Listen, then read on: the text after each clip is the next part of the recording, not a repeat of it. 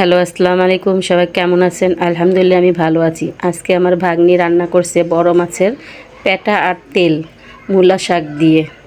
Unique একটা খাবার।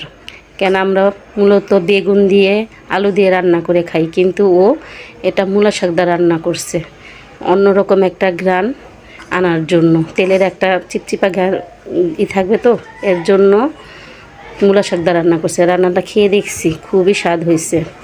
আমি ওর বাসায় গেছিলাম, তখনও রান্না করলো, আমি ভিডিও করলাম, তারপর আবার খাইলাম। সেই হয়েছিল অন্যরকম খাবার, তো খেতে খুব মজা হয়েছে। আর আমরা অনেকক্ষণ বসে আড্ডাও করছি।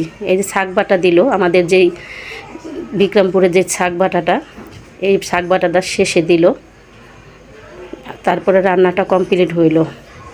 সবাই ভালো থাকবেন এবং আমার জন্য দোয়া করবেন।